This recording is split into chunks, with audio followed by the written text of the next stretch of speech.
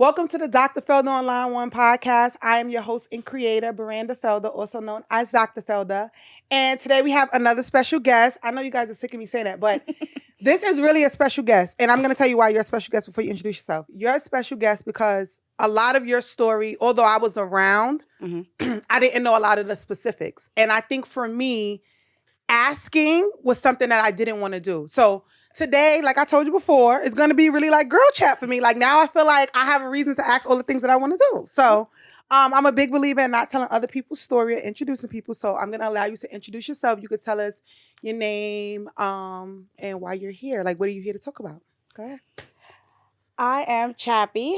I am here to talk about surviving the death of my son and what it looks like, what it feels like, and how did I stay this fabulous? Yeah, I love that. Okay. So before we get into it, because I met you before you had your son. So what was like for you like before, like prior to having your son? What was life like? All fun and games, right? You met me and I was like the mom for you girls, right? Yeah. Telling you guys, don't do this, don't do that. And just fun. I think before my son, I was just the vibe. Yeah. And I'm still trying to bring the vibe. She's still trying. I be trying hard. I do. But before my son and before grief, I think I was just joy. Yeah. And I had no limitations and I had no fears. I had no nothing. I just did. Yeah. Like I was going to 3 events in one day, changing wigs and outfits. Yeah. You know? Yeah. And now I'm an adult, I guess. It really forces you to grow up. I'm an adult. Yeah. And I can agree. I think like when we were around you, it was just like, yeah, it's okay. Like you would tell us like, yeah, it's okay to do that. Or yeah, don't do that, girl. Or if you do that, this is how it's going to make you feel. So I definitely agree. So did you always know that you wanted to be like a mom? Like, is this something that you knew that was going to happen? Oh, absolutely not.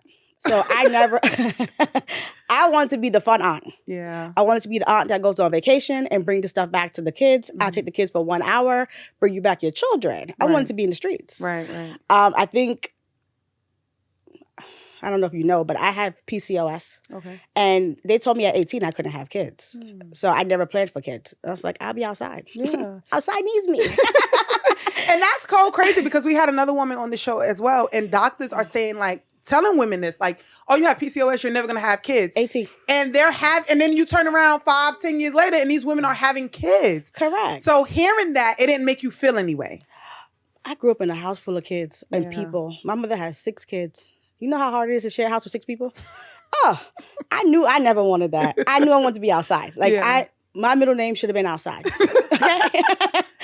And like when I meet men and I was like, yeah, I don't want no kids. It was just, they didn't want no kids. It was we vibing out. And then you get it. So when did this change? So tell us about the moment you found out you was pregnant. When was this? It's crazy. My son, Messiah, the love baby. He was my love baby. We were dating for a while and I don't even know how. I remember I was in Planned Parenthood trying to just get some fake ass insurance, you know, the Obamacare. And the lady's like, you're pregnant. I was like, ooh, who's the daddy? Because I can't have babies, you know? Right. She did 5 tests in there for me because I was like, there's no way. There's no way. Wow. Yeah, 5 tests. And I was just devastated. Not devastated. I was shocked. I was also 32. I was a grown-ass woman at that time, right? So let's be clear. Don't make it seem like you was just like 16 and pregnant and didn't have your stuff together. Since I've met you, you've always been very well-established, jobs, always had like your stuff together. Yeah. So 32 and pregnant, it was I could do it. Yeah. I had a job and I was in love, you know. I thought I had it all figured out how it was going to play out, right? Like the love story, then it's going to be the baby and marriage and all that fun stuff. Then when, you want me to go into the story now? So, hold on. Don't try to skip through. When you find out you're pregnant, now your partner think you can't have babies. We both decided on our first date we didn't want kids. So, how do you go and you tell him this? Like, what do you say? The real thing I said? The real thing. What did you get? You gotta listen. We don't hold back here. What did you say to him? I said, the lady said I'm pregnant. I know you didn't want no kids. I'll tell him you died in the war. So you was like willing to just do it on your own. Baby, I was 32 and the ovaries was ovarying. Yeah, and I'm like, oh, I'm about to be somebody's mother, period. Right, that's what it is. Yeah, and I mean, my first phone call was to my sister in the doctor's office, and she was just like, oh, finally, because everybody already had kids. Who didn't have kids back then, you know? Right. And I think in that moment, as we were taking the test and they kept saying pregnant, pregnant, pregnant, and she like, I'm not giving you another test, lady. You need to, are you single? She's like, are you not having, you know? And I was like, no, it's crazy. I just didn't plan for kids and I never seen kids in my future. And when I called my sister, and she was so excited. She was so excited. She kind of gave me the, I got this. Yeah. I've been mothering everybody anyway. Yeah. Who haven't I mothered, literally? Yeah. So I think he was the third phone call. That's, Yeah. Because I had to get to my mama, too. My mama had to hear about this. You know what? I'm not going to lie. That's fair. That's going to be me. Like, I got to call my mother and sister because I got to panic first. Yes. I need them to tell me I got this. Correct. Before, Correct. And it's also, like, I was 32. Really, you can't, I got my own stuff. Yeah. Like, I'm a grown woman. Yeah. So, I mean, I called them to just talk me off the ledge and hear someone else tell my brain, baby girl, you got this, right? But he was literally like, we got this. And I was like, oh. See, everybody was on right. Everybody was on board. Okay. So you guys go. Y'all have this great gender reveal. I was there, right? So we have this. So right before the gender reveal. Okay. Right, yes. So, you do the 20-week scan. The 20-week scan is the anatomy scan. And that's when they check everything on the baby. And I never forget. We're in there and they just calling mad doctors in. Like, I'm like, this is like I'm on some like guinea pig type, they calling everybody and nobody saying nothing to me. And I'm very dramatic. So also in my pregnancies, I be passing out and shit. I keep it spicy. Chappy, you keep people on their toes. Every way you could do it. So they just walking in, but they're not saying anything Nothing to you. To me. They're walking in, looking at the monitor. The lady's doing things on the monitor, and they turn my screen off. Because when you do that anatomy scan, your screen is usually on. Well, I don't know. Oh, I'm so sorry. Yeah, I don't know. Usually they have a screen up so you can watch what's happening. And they turn mine off, and he's sitting there looking at me. I'm already, like, I'm good for passing out. So I done passed out, puked, and peed myself. Oh, my God. Not knowing what anything is. It was like the anxiety, the stress of people. It's mad doctors coming in here. And then when I wake up, I'm already admitted to the hospital, labor and delivery. My sister works in labor and delivery at the hospital I'm at. So they trying to get her to calm me down. But she's more dramatic than me because she know what's happening. And you don't. I never forget, it was literally January 20th of every year Trump won his first term. And I remember him being on the TV and I remember saying, turn this shit off if you want my pressure to go down. But they found a hole in his heart at that time. And they try to sell it to me like sometimes kids are born with holes in their hearts and it closes up as over time. But the way the doctor was eager for me to go do is it's called a heart echo test where they do a real scan of the heart. She was so, like, she was trying to get me in there tomorrow. I was like, no, she knows something that she don't want to say because they can't really tell you what it is. The echo doctor has to tell you what it is. So I think 2 days later, we was in the echo doctor. And that test was like a 2-hour scan of them trying to get the baby's heart, all the stuff. I passed out there, too. I'm very dramatic, okay? I am very dramatic. So you're passing out in all these doctor's appointments? Yes, I am. Because they're long. Yeah. Pregnancy and pregnancy is I'm more dramatic when I'm pregnant and I'm just good for passing out. Yeah. So I'm literally there. They're doing the scan. I pass out. I wake up. This doctor, man, he's the MVP. His name, I want to say Dr. Silver from Montefiore. He said everything that was wrong with my son's heart, there was 5 different things wrong with his heart. He was going to need surgery at 5 days old. Who wants to hear that? Yeah. And my sister already had the gender reveal planned, okay? Mm-hmm. So I got to go into the gender reveal happy and just in the spirit of just hope. Because I was like, hopefully this man is wrong. Because he don't know my God. You know what I'm saying? Right. I said, everybody's wrong. There's no way I'm 32 and pregnant with my miracle baby and y'all going to tell me he's sick? And I just remember, Dad's face, like he wasn't built for this. I knew from then. I'm just all in because you couldn't tell me they wasn't going to be wrong. You know, like you just hearing what they saying and he's like, yeah, you don't know shit. And not only that, I think it's because you experienced before they told you couldn't have kids. Here you are pregnant. They told you that, you know, your son going to need his surgery. He's not, maybe like you're saying all this stuff. And then you're like, oh, maybe I'm going to prove them wrong. And then I think, see, this is what I'm saying. You walked into that gender reveal. I didn't know none of this was going on. You was happy. We was checking. We did the cake. We saw what you was having. I didn't know none of this was happening. No. That's crazy. So I said, also, if I am not going to have him forever, I want everything to be celebrated how it needs to be celebrated. You know, I don't want him, if he's not going to get 30 birthdays, this shit going to go all the way up, right? So I went to the gender reveal. I don't want to say fake happy. I went into the gender reveal hopeful, right? I also was hoping for a girl before I found out he was going to be sick, but I felt like because he was going to be sick, he needed to be a boy, which worked out perfectly. And then it was like a roller coaster of events between the gender reveal and delivery with all these testing you have to do. I was working part-time because I'm in the doctor's office 2 times a week. It's the most dramatic pregnancy of my life was this one. Yeah. And I'm grateful that I didn't have to put work as a priority for me. My priority was the baby. And I saw like dad's light dimming, because it was going to be his first son. You know, I could see his point of view on his first son, you know, and what he wanted for his first son. And this wasn't it.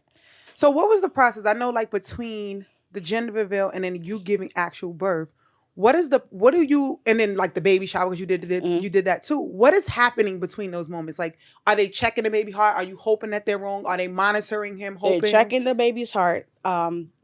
So the hospital that originally sent me to get the scan, which was North Central, they couldn't take that baby.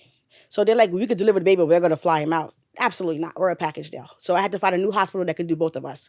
You're not flying my baby out. We got to be together. So I ended up going to Morgan Stanley's Children's Hospital. They are the best. Okay. And they were able to do me and the baby where they don't have to fly the baby out to get his services. In that whole process, you meet with so many doctors. You even meet with palliative care. You meet with, I had to walk around with a card that said, if I go into labor, the baby needs this medicine right away, right? Wow. I had a binder of just shit, like things to not forget, things that I needed to remember, things that I needed to know.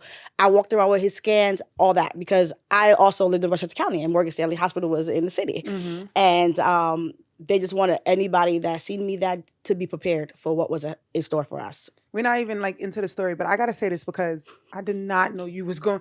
I'm going to be totally transparent. I always just felt like you was the mama before you was a mother. Yeah. I just always felt like you was always on your shit. Like you always had your stuff. Even when you had your son stuff and there was stuff going on, I just seen you was on it. You was on it. You was on it. You was on it. Yeah. Dad, you know, we're not going to.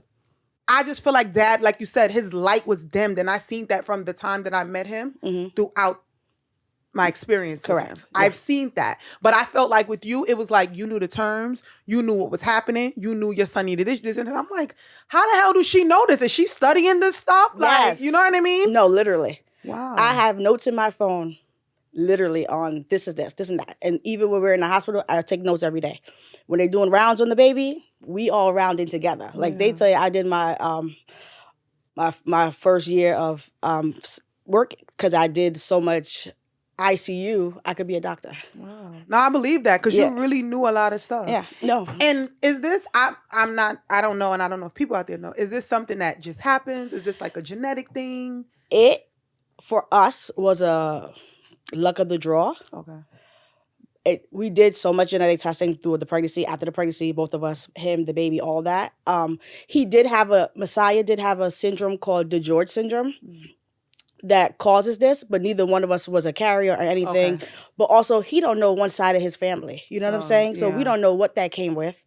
The baby's heart develops first, right? And it develops when the time you don't even know you're pregnant. So if I did the math correctly, when my baby's heart was developing, I was in a swamp in Puerto Rico, you know, watching my sister zip line. So who knows what I inhaled? Who knows what happened? And I got the blessing that he was for me. Yeah. Because I think a lot of times when things happen, or even when kids are diagnosed with things, people are like, well, whose fault is it? Is it something that the mom did? Or they try to say, like, moms were having babies too late, and or dad, like, people start to pinpoint. You know what I mean? Because I was 32. So, after you're in your 30s, they act like you're 40 and 60 having a baby. God forbid I want to wait until I got my things figured out. Listen, the people on my line right now, they think I should just find whoever and just get pregnant today. On the street. Go get them. They all down there. Yeah, that's what people think. So that's a factor they thought as well. We did like a long line of testing. We had a higher chance of having another sick baby together than apart. Wow. Because once you had a sick baby, now you guys become genetic. But separated, you guys are no longer a factor. Yeah. So, let me just go in. Yeah, so tell us about you giving birth. Yeah. So, the superstar he was, he really was dramatic with his appearance. Like his mom. Yes, we like to live up to our, the build-up is great. Yes, he was born on a Sunday. Okay. 1-something in the morning on his terms without my mama, because I needed my mama for that. And she was all the way in Westchester County. Oh, my God. And they're like, we can't wait. Because I was in labor for 2 days. My water broke, but I never dilated. My water broke on a Friday at 5. I never dilated. They took the baby Sunday at like 1:30 in the morning. And it was go time. And I was like, whoa, I need my mama. Yeah. And dad is like, I'm here. And I'm like, nobody cares. I need my mama. Nobody cares. You need your mom. Like, nobody cares. Nobody cares. Yeah. And then literally they just showed me the baby and he went straight to the cardiac ICU. Wow. Because he needed special medicine so that the thing in his heart doesn't close. And then they needed to make sure what they seen inside me is what they see in real life. Mm-hmm. I had a C-section. And I was just like, after they sewed me up, take me to my kid. Roll this bed in there. Yeah. And like, ma'am, you need to go, no, roll my bed in the room. They had to roll my bed in there because you ain't taking me to no damn room without me seeing my baby for real. Yeah. And then he spent 4 months in the NICU because he had his first surgery at 5 days old. That was terrible for both of us. Mm. The night of his surgery, they gave us like a room in the hospital to sleep in. And I remember waking up in the middle of the night, like, your mother's instincts. I just woke up and I went into the nursery and he's screaming. But he's silently screaming because he has a tube down his throat, right? It was the most evil thing I've ever seen, right? He's screaming because he's in pain. He just had this open heart surgery. I guess the medicine wasn't happening fast enough for him. And I walk in there and I collapse because, I'm very good for drop. I'm all about the drop. So now you think somebody got to come. I collapse, okay? Because think about it. I'm 6 days out from my C-section. He's had his big surgery. They telling me to take it easy. And in that moment, take it easy. My little tiny 7-pound, 12-ounce baby about to get cut open. You want me to take it easy? Right. I'm 200 and something pounds. I'm Gucci. I got to go see my baby. So I go in the middle of the night. He's screaming silently. And it was just, he's just a little thing. He's bandaged up and you just see him silently crying. And they're moving. It's not like they're just watching him silently. They're trying to figure shit out, right? And I go in there. I collapse. The nurse catching me. She was tired of my shit. I believe it. But we became friends towards the end. Okay. She was tired of me, okay? I remember her catching me and she was like, Mom, you are no good for him if you're not good for yourself. Yeah. And I was like, ma'am, what is going on? Why is my baby crying? She goes, he needs more medicine for pain. And I remember thinking, I'm just going to sit here. She's like, you're not going to sit here. You're going to go to bed. She said like this, go pump. That's how they kick you out when you're in the NICU. They just tell you to go pump. They think they're doing you a favor telling you to go pump. She's like, he's going to need your milk in 2 days. And she convinced my brain that I really needed to do this to save his life, okay? So you went and did it. I went to go pump. And I spent, so in the NICU, I couldn't sleep there. But I spent all day there. Like I literally would get there at 12 in the noon and go home at midnight. From the city to Westchester County. Drive home just to go to bed, just to be back. Because I wanted to be back for rounds. And he grew nicely in the NICU. He did great. You build a family in the hospital. You meet people you don't ever think you're going to meet. in the NICU, when he was in the NICU, he was around like the drug babies. Yeah.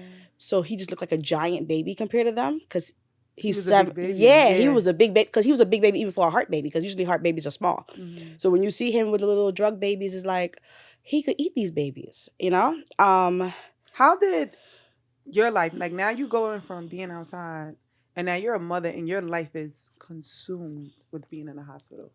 How did that feel? I didn't miss a beat. It was nowhere else I needed to be. Yeah. It was so, I was surprised at myself because you know I was outside. Yeah. And the fact that it was summertime, because remember, he's born in the end of April. It was a switch. Streets was calling and I was like this. I'm a mother, honey. Yeah. I'm here. Because my thing was this. What else do I got to do? What's more important than sitting here with my baby? Right. And I mean, I shout out my friends who just come in there and sit with me. You know, just sit. They spend their days sitting there just, you know, because I'm like, I'm here all day. They gave me like a little recliner chair. I'm here all day. I'm pumping here. I'm doing everything here. The only thing I'm not doing here is sleeping. And I think the NICU trained him for when he came home because he was such a well-behaved baby when he came home. He was so good with sleep. He was so good. It was like the NICU gives you a well-trained baby. And they don't talk about that enough. Yeah. How trained your baby comes home from the... Because think about it, the NICU, nobody's coming to that baby's need right away. You know, I just sleep there at night. So he was... They tend to how he's going to... That baby was the best because I had Mia, okay? Before we don't try to jump into Mia yet because we're going to get into her a little later. He was so good at night. And then... He came home. He went to rehab. When did he come home? We did... How old is he? He was like 3 months when he went to rehab. Okay. Rehab wasn't... It's like, why would a baby need rehab, right? He needed help learning how to breathe on his own and feeding. So when he had his first surgery, they damaged his vocal cords. So he couldn't take food by the mouth. And also rehab was for me to learn all the cares that I needed to take care of him. And let me tell you, the first day of rehab, we are both decked out because, you know, I celebrate everything. He had a graduation from the NICU. It was a whole thing. Like, you know, I'm not just passing out. I'm very extra. Right, okay? Right. And we get to this rehab place. I'll never forget. It's in Westchester County, Blythedale. They're great. We get there the first day, and they give me my room. They bring me to the room, and I needed to go get something from, like, a nurse in the hallway. I never looked at the room number. Because we go in there with the ambulance people, we just went in the room. We walked in there. I'm in there for like an hour with the baby. And I'm like, you know what? He's taking a nap. Let me get myself situated. Because they're supposed to give you like a welcome bag because I was living there. And I'm like, let me go get it because I need a shower. Girl, I left his room, never knew what number the room was. I lost my baby. Oh, my God. I'm in the hallway boo-hoo crying.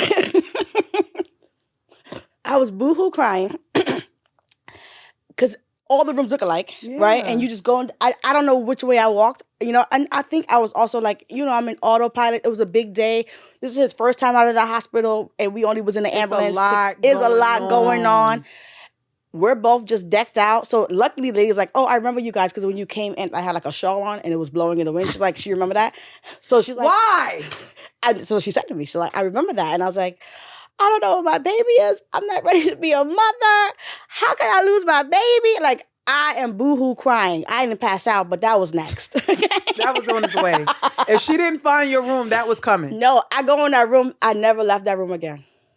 Oh, my God. It really traumatized me because I really lost him for like 20 minutes. For 20 minutes, I didn't know what room my baby was in. And I was like, he could need me, and I don't even know what room he's in. And you get back in the room, the baby's fine. Baby sleep. He didn't even know I was gone. He's okay. I called my mother like, I lost him. Like, she's dramatic because that's where I get it from. But we got there in July. We was out of there by the end of August. So we spent like less than 60 days in the rehab place. I lived there completely in the rehab place because they had like a bed for mom and everything. And at this time, you're not working. Nothing else matters. Baby. Well, when we was in the NICU, the social worker set us up with Social Security for Messiah. So I had Social Security coming in to live off of and work. Who's working? Who got time to work? My baby needs me. Yeah. And if I didn't have Social Security, I moved back in with my mother once I found out he was sick. I gave my apartment up and everything. So I already knew what my life was going to be like. So I would live with my mother anyway. And what I'm doing, you going to kick me out because I ain't paying you nothing? No, she's never. So working was never a thought at all. What was it like bringing your baby home for the first time? Oh, so the rehab place did a whole article on us and a whole party for us to leave, and then we had a party when we got in the house. It was so surreal.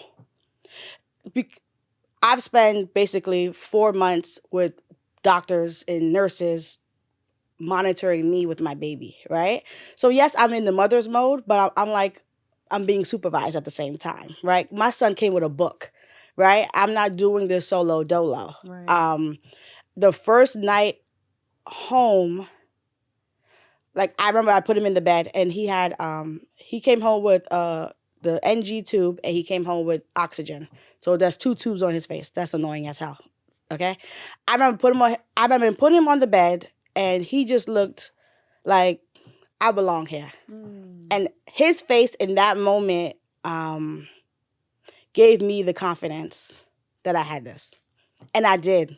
I had it. And he had a lot of appointments because he's seen every doctor under the sun.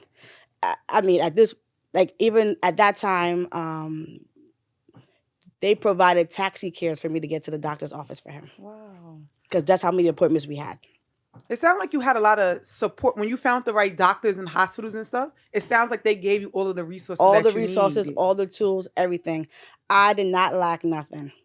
What about support from your partner at this time, right? How do you think Messiah being sick and him coming kind of changed our relationship? Oh, completely. Yeah. Completely. And I hope he doesn't see this, but oh my God. You're going to get me in trouble. I don't like when guests come and get me in trouble. I say this. I think what men fail to realize, right, is when I have your baby, I risk my life to have your baby. Yeah. Nothing is going to turn me on more than seeing you love this baby that almost killed me, right? And I think I never got that. I think he was disconnected from the whole thing. I knew pregnant, it was a bit for him. I told him again when I was pregnant, yo, I'll say you went to the army and you died. You died in the war. I'm giving you a good story, you know? He was never, he was financially good in it. He gonna give me the money, he gonna do this, you know? He gonna buy the Jordans and shit. My baby don't need that. But a supportive partner, no. Okay. I lack that. And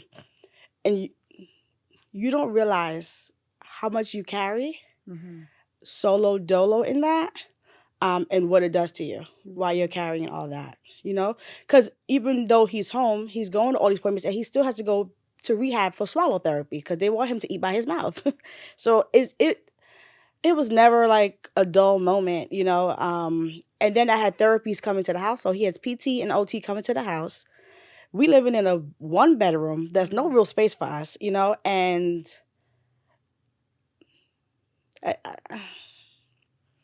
I would do it all over again, 100 times over, right? But I knew through my whole time doing it that the only thing he needed to feel was utter love, complete love.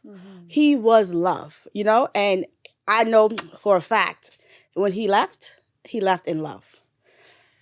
Tell us about the day that your son passed. What did that day look like? If you could recall to the best that you can, waking up, what happened? I think that's going to be a speed. So in between him coming home from a NICU, he went, so basically he's supposed to have a 3-stage surgery, right? So the NICU was the first surgery. Okay. Then when I took him back for the 2nd-stage surgery, which was going to be in February, it was just disaster after disaster after disaster, right? So what we ended up spending 9 months of me living in the cardiac ICU while he was having 7 surgeries in 9 months. Wow. Yeah. So but they told you this? No, it's supposed to just be 3. Okay. The 2nd-stage surgery, what we learned after is kids with DeGeorge syndrome have calcium issues. You need calcium to pump your heart. The calcium is what makes your heart strong. So we never he got home from the hospital in August. My appointment for the endocrinologist for fucking children, excuse my language, getting an endo appointment is the hardest appointment to get. It's like Beyonce's appointment doctors, okay?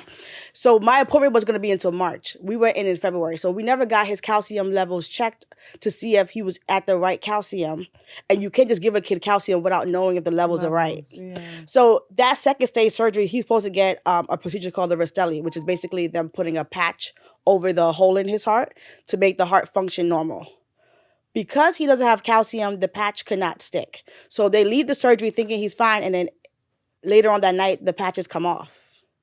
Wow.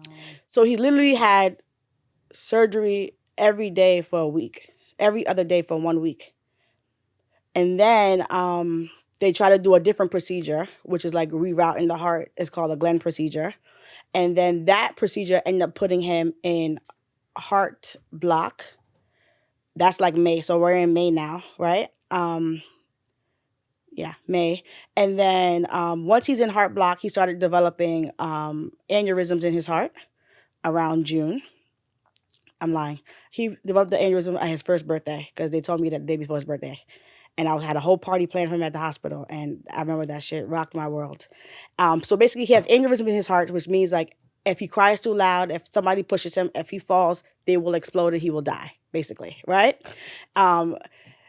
It's just like they're finding out new things as he's going. As he beat one thing, it's like, okay, here's something else. Literally. Here's something else. Literally. And I'm in the hospital, living in the hospital by myself every day, right? And my family's coming, my friends are coming, dad is coming, but I'm carrying this weight, right? I'm carrying it. Because the rule was if you come in this room, there's no tears. He don't see you cry. You come in here, you better put a smile on your face. So I couldn't even cry in the room because this is the rules, right? And he's alert for the most part. He want to play. He's just trying to be a baby, you know? He's just trying to be the toddler that he is. He want to play. He want to flirt with these nurses because he was a flirt. He want to chill. And we're hearing every day a terrible story after terrible story. And you still got to come in this room. That's the rule. Don't come in here with no tears in your face. He don't know what the hell is going on, and he's not going to know. All he needs to know is that we come in here and we love him. This is where he lives. He don't know no different that babies don't live in hospitals, you know? So after the aneurysm situation, they realized he just needed a new heart. That was never in the cards. Never. So now you get thrown a new card. Yeah. Now this heart doesn't work. We need a new heart. Yeah, he needed a new heart. And this is a whole meeting, right? They got, we at the round table with all the doctors, the transplant team, everybody, right? And I had 2 doctors. Those are my real dogs. Like, I still speak to them, like, because they knew I was going through some shit, you know? And they sit next to me because they're going to make shit smart, make all the hard shit sound, dumb it down for me. So they're like, da-da-da-da-da-da. So I'm like, oh, he needs a new heart? And you don't realize, for my baby to get a new heart, I need somebody else's baby to die. Yeah.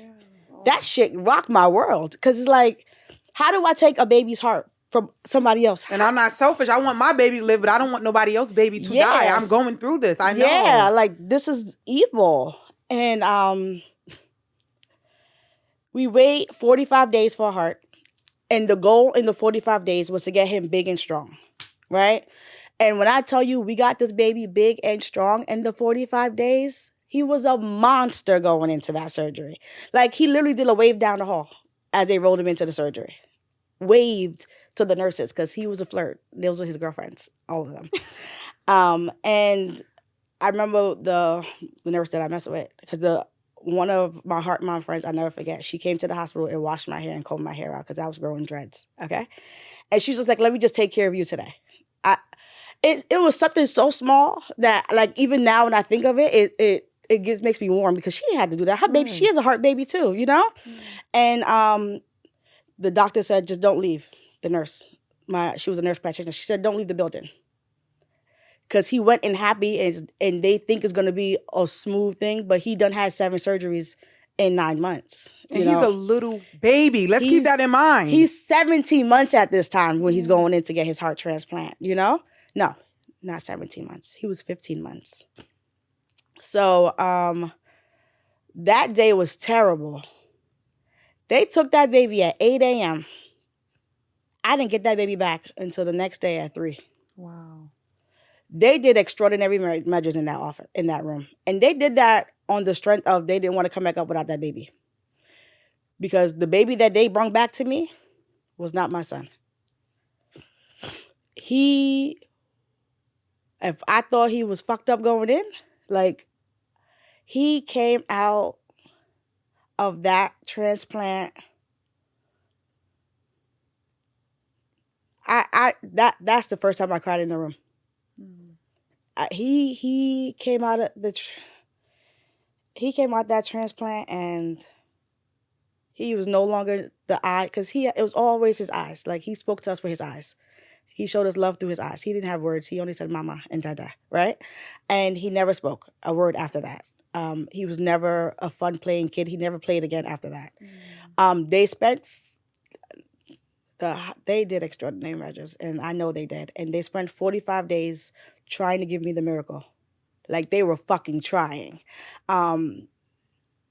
It's like all that happened at that hospital, and if I had to go back, I would still go back to the hospital because they put their heart, their sweat, their blood in this baby, okay? And I remember on his bad days, they cried with me. You know what I'm saying? Like, because I think they so badly wanted him to win. His story was supposed to be a winning story. His name is the Messiah, right? It just makes sense. And they brought him back up. He was on ECMO. He was on so many. ECMO is like life-saving, like is when the machine is pumping for your heart and your lungs, okay? They couldn't close his chest back. He was blind in one eye. He was having seizures. They didn't know if he had, if he's going to have issues with his brain because that baby went through it. Yeah. He went through it. I sat through it, because if he's fighting, I'm fighting, right? If he's gonna put up a fight, I'm gonna cheer it on, right? And I just remember the whole time I was in that hospital, those were the first time I felt like I had nothing in me, nothing left to fight. My good friend, she said she came because I was the lady at the hospital. I was giving all the moms wine at night, because we had a rough day. Like, we need wine. Yeah. And my friends is who bring it in. And she came in one night, and I was giving up, like I was giving up. And she's very blunt, and she don't remember saying this to me, but she's like, she said, you can't give up now because you already took him this far. You gotta see the whole thing through. When he's done, he'll throw in his towel. You can't throw in the towel, right? And because I am done. Like, I gave it everything. And I was also battling, like, did I fucking do too much, right? Did I do too much life-saving things? Because I may not even get what I'm thinking I'm going to get, right? Like, when was enough? I let them do all these cuts, all these things. I done took another baby's heart, And that shit fuck with you. And I tell you this, his last day in that hospital, he was the healthiest baby on the floor. He lied to us. So we spent 3 weeks trying to take the tube out. They did every test under the sun to make sure he could do the tube out. When I tell you every test under the sun, they were making up tests. Because they didn't trust it. And I didn't trust it. And my gut knew something was off. And I never forget, they took the tube out, and his numbers were great. I still didn't fucking trust it. That day, I swear, I didn't pee. I didn't leave that room. I didn't go eat.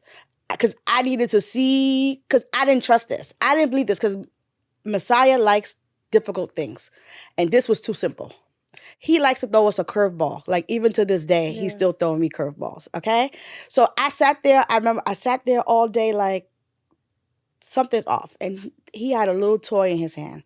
Because remember, at this time, he's blind. He can't even see, right? And I'm just like, he's not the same kid if he can't see, because he's nothing without his eyes, If he lived, he was going to be blind. He might have had brain issues. And he only had one lung. So, and he had no kidneys. So he already had so much going on. He already had so much going on. what am I going to do with this? You know? So that day, another kid down the hall is having a code blue. So when there's a code blue on the floor, everybody runs to that room with the cart. And the mom is out the room, and I was kind of like I've been on this floor for 9 months. So basically, if moms are having issues, I'm the mom that introduced you to the floor. I'm the mom that walks you around the floor. I'm the mom that tell you what. Now you got a job at the hospital. Girl, volunteer work, honey. So that mom is going through it. I go out there to speak. I left the room to go speak to that mom because her baby's having a code blue. Okay, and I tell the mom it's gonna be fine. You know, I bring her a cup of water and some ice, and I tell her, just wait, the doctor's got this, right? And the thing is this, the doctors had it. The doctor saved her baby. My son now, his shit is going haywire, right? All the alarms are going off, right? And I'm like, and the nurse is in there because he was so sick that even when it was a cold blue, one nurse still stayed in his room, right? Because, oh no, I'm lying. She did leave. And then when his alarm started going off, I was like to the mom, I gotta go. I gotta go. My son, that's my son. That's my baby. And I go in there and I see the numbers are off, and I go get the nurse, and she's like, you know, now they're trying to get a blood pressure, right? And the blood pressure numbers is crazy. And I was like, those can't be accurate. Those can't be accurate. She's like, they're not accurate. They're not accurate. We can't get nothing. We can't get nothing. We can't get nothing. Right? So then she's like, go get the NP. Because she didn't want to leave the room. Baby, I must have flew. Like, I think I flew to the NP. So when it's all hands on deck, it's all hands on deck. Right. The good thing is the crash cart was already out. Right? So I'm like, oh, is a cold blue in Messiah's room? And they're like, what? Because he's the healthiest baby on the floor. How is he having a cold blue? He got extubated today. And I'm like, I don't know, but... you need to get here. ASAP. Come on. So now you see them running down with the cart.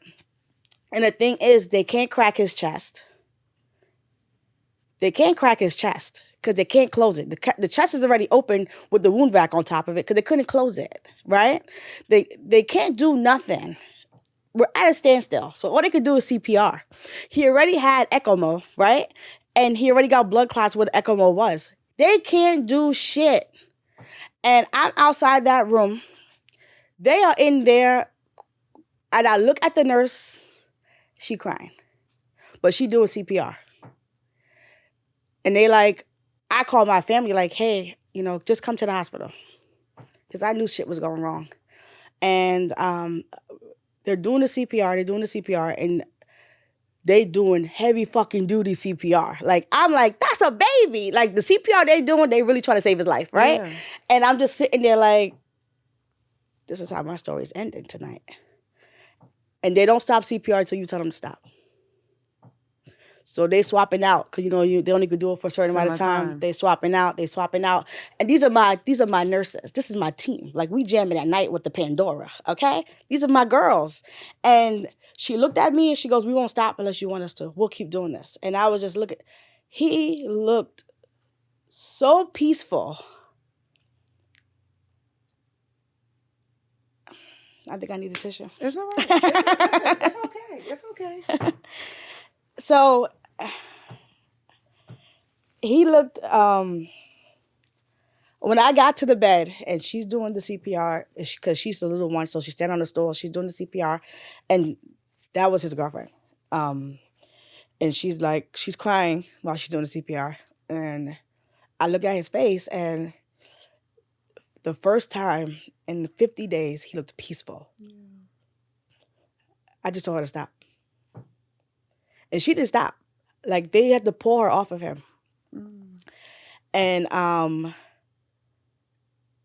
the other nurse practitioner, like, they're all my best friends, okay? All of us are best friends on the floor. And I'm like, she's like, what do you need? What do you need? I was like, we need to change his clothes.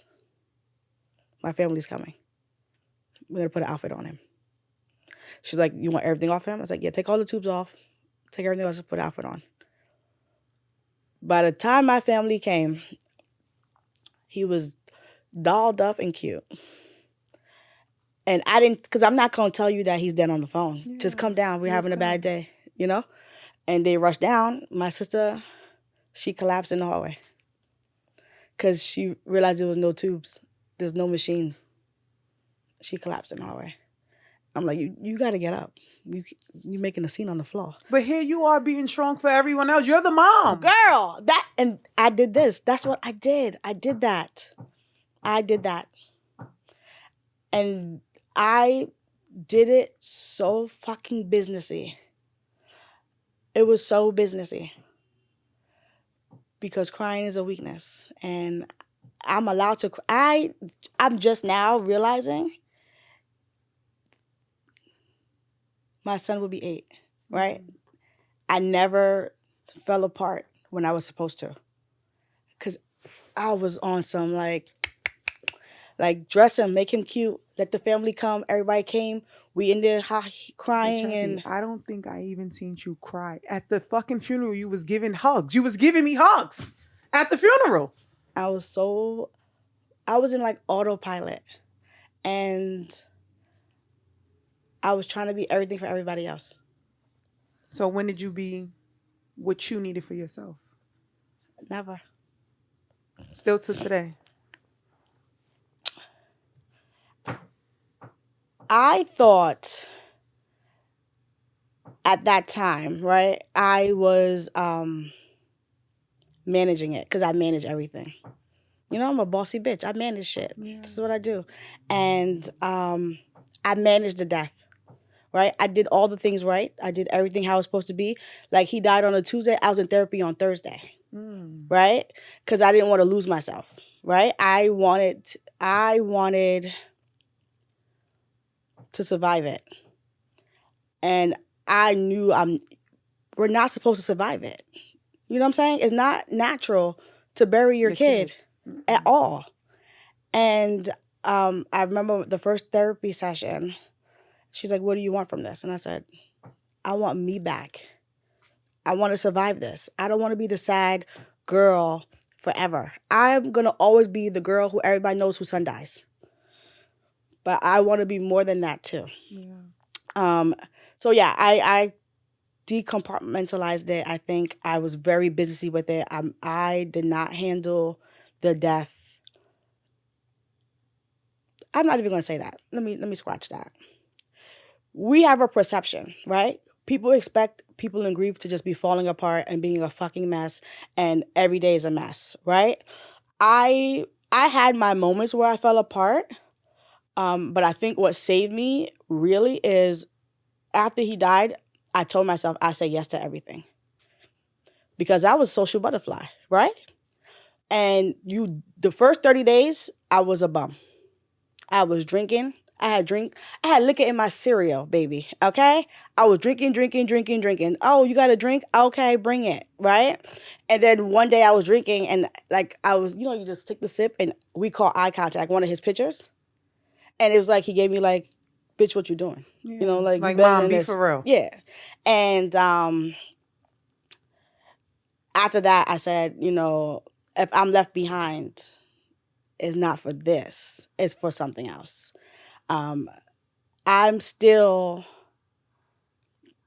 grieving. Mm-hmm. But I'm also, there's no right way to grieve, right? It's all those, it's the 5 linear things, a majiggy, whatever. You're supposed to go through them. I did 3 years of therapy. I graduated therapy twice. I be lying to these therapists. You know what I'm saying? Because I be feeling like I really got my stuff together. I really feel like I'm that girl. I got this. And then I'm not. I don't. And you don't realize you don't have it until something happens. And then you realize you really didn't handle it how you're supposed to handle it. Yeah. So his last day, he left peaceful. He looked peaceful. Yeah. I felt like that was him telling me, I'm done. I did all I can. I did all I can. Literally. And I just remember walking out the hospital in my hospital socks, no shoes. Outside. I left. I sat on the porch in front. And then my mother then packed up my room. Because I lived there for 8 months. You know how much shit I had in there? It was like an apartment. I bet. Yeah. And oh no, I'm lying. I did the whole thing with him. So you bathe the baby afterwards. Mm-hmm. You put back on the hospital gown. You tie their hands. You put them in a the bag. I did all of that because I needed to finish it. This is my baby. And they're like, Mom, you don't have to do it. I said, oh, I definitely have to do it. You started it. This is my baby. I've been here this whole time. It's mine. And in the moment when you're like, you're tying his hands and you're wrapping him up and sending him it's like the perfect gift I'm giving to God, right? And as I was doing it, I left with him. I was gone. And I've been fighting. I'm fighting to stay since. So but the last day was a plot twist. Yeah. It was a plot twist, and he didn't deserve all that stuff. He did not deserve it. Neither one of us deserved it. We both deserved better. He he still is the best thing that's ever happened to me. Like this story probably sounds crazy to everybody, but he was magic. Like, this kid was going into surgery, coming out of surgery with his awake. He had open heart surgery. He's come back to me awake, ready to see his mama, period. And they just like, we couldn't get him back to sleep. Yeah, because he didn't see his mama. And he was a fighter. These people are telling you your son ain't going. And he's like, okay, let me show you what I can do. You know what I mean? Yes. Let me show you what I can do. Yeah. So I think he was here for the purpose. The hospital learned a lot of things. Mm-hmm. I learned a lot of things. I learned that I could be inside if I want to. Mm-hmm. I learned way more to me. Because I feel like before I had him, I was very shallow, very surface level. I didn't really have much depth to me. Like, I didn't really give a shit about much. And then you go through this terrible thing in your life, and you have to put the pieces back together some way, somehow. And you need just amazing people to build you back. We speak a lot about, I said in the beginning, right, not knowing what to say. There's other moms who are grieving, right? Mm-hmm. And I know that other people definitely reached out and they wanted to tell your story, but I felt like your story is going to help these mothers, right? Yeah. That's either going through this currently or been through it, like they lost their child. Mm-hmm. I never knew what to say to you, right? And there may be no right words to say. There's not. But what would you say to a mom who's maybe experiencing what you're experiencing, or who has lost a child and they're grieving and navigating? Just keep swimming. You got to keep going. It's you have to keep going, right? You have to do the next thing, because everything is hard after. Everything is hard. Getting out of bed is hard. Yeah. Waking up in the morning is hard, and you just got to keep doing it, right? And you don't do it for you do it for them, right? I say to people, because people are like, oh, you talk about Messiah all the time and you don't get sad. No. That baby was joy. Yeah. I talk about him in 2025 because he ain't see 2025, but his name is here. Anybody that's met me knows I have a son named Messiah. Yes. And the story is what the story is. And people are amazed how I can just be like, oh, he was this, he was that. Yeah, because he was all those things. He was more than just a sick kid, and I'm left behind to bring Messiah into 2026 and 2027. I just got to keep going. And it's not going to be easy. Some days suck. The birthday sucks. He's getting older and older, and guess what? I don't got older pictures. I got to still use baby pictures, and he's 8. So they suck. And then I got this little girl in my house.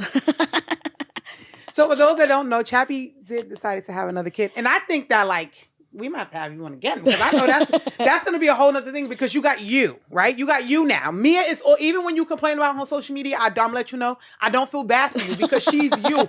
The way she move her hips, the way her hair, everything, she's all you. She's me. What do you think that, as a mom, Messiah taught you that you now can use to be a better parent to Mia? I feel like I'm not a better parent to Mia, because I live in a fear. You don't unfeel losing a kid. And I try not to put my fears on her, and I try not to put her in a bubble, because she is bunches. She is a lot. And her personality is very big, like yours, though. Very big. Yeah. And I'll say this. If I gave her anything, it was confidence. Yeah. If I gave her anything, it was she knows who she is at 4. At 4. She's that girl. I know. I love that, though. I love that. I love her attitude. I love her spirit. I love the way she moved, the way she walk, the way she interact with you. I love that. I'm telling you. I just got to survive it. You know what I'm saying? And I be telling her, I said, baby girl, you can't break me. I raised a warrior. Yeah. I'm the mother of a warrior. Yeah. And she goes, and I'm the sister of the warrior. Absolutely. And I was like, you ate me up with that. But it's night and day. Yeah. It's night and day. He never walked. She walked at 8 months. She talked at 1. And she ain't shut up since. Yeah. You know, it's night and day. Life is completely different. Mm-hmm. But I do feel like I try to do everything with her because we did nothing. Like my son never been to a beach. Yeah. You know, he's only, I don't think he's been to a park. You know? And I feel like I keep trying to do, everybody's like, oh, you do so much with her. You do so much with her. You're spoiling her. This shit ain't promised. Yeah. I know there's no guarantees at the end of the day. Yeah. You know, I know her being 4 is a blessing, you know? I just got to survive her. No, literally. Like, I got to survive her. Chappy, please. We're gonna bring you back so we can talk about me. Because she is... On this part of our segment, right before we like to go out, I have something called the Dear Younger Self segment. So the Dear Younger Self segment is you talking to your younger self. So I want you to think about talking to Chappy before being a mom, before the grief, and before Mia, right? Oh. What is something that you would want your younger self to know that you now know that you wish that you would have known then? So I want you to look into the camera. You're going to say, Dear Younger Self, and then you'll go from there. You're not talking to me. You're talking to yourself. So shit. Come on. That's tough. You got this.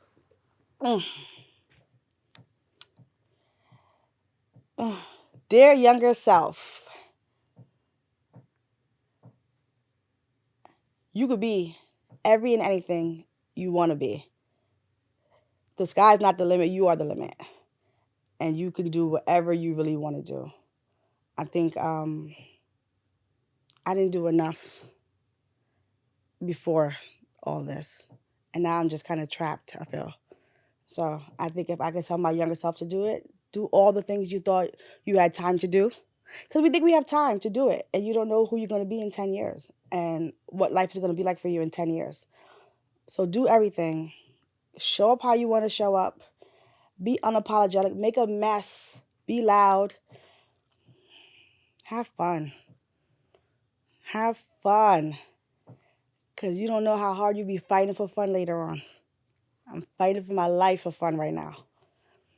So that's what I would tell myself. And I love the fact, even though that you've been through all this stuff, you're still like, even when I saw you, I was just like, my friend still has that good vibe. But when you walk in and you like, what's going on? This is happening. You're dating. Like, you still give that burst of good energy. And like, I just appreciate, like I said, it's things that I did want to know, but I was very scared to ask. And I know that children are very sensitive, and I try to be sensitive to that. But one thing I can say about you, like I said, you've always had good energy. You've always been the one that you be trying to teach me in advance. So I thank you for being that to me, my girls, because it was a group of us, for being that to us and continuing to show up for Messiah, keeping his name alive, and also for me. I really appreciate you being here. Thank you. It was fun. This was nice run down memory lane and nice seeing you. And I love this for you. Thank you.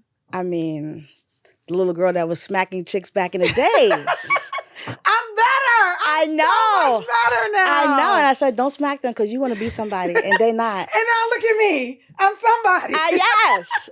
I'm so happy you stopped smacking girls. Because this is lovely. Thank you for having me. Yes. It's been a time. Mm-hmm. And y'all don't want to hear about Mia. We're going to have to come back with Mia, but with drinks. I'm not whining next time. I thank you guys for tuning in and for listening to Chappy's story. Make sure that you like, subscribe, and run this episode up. And we are out.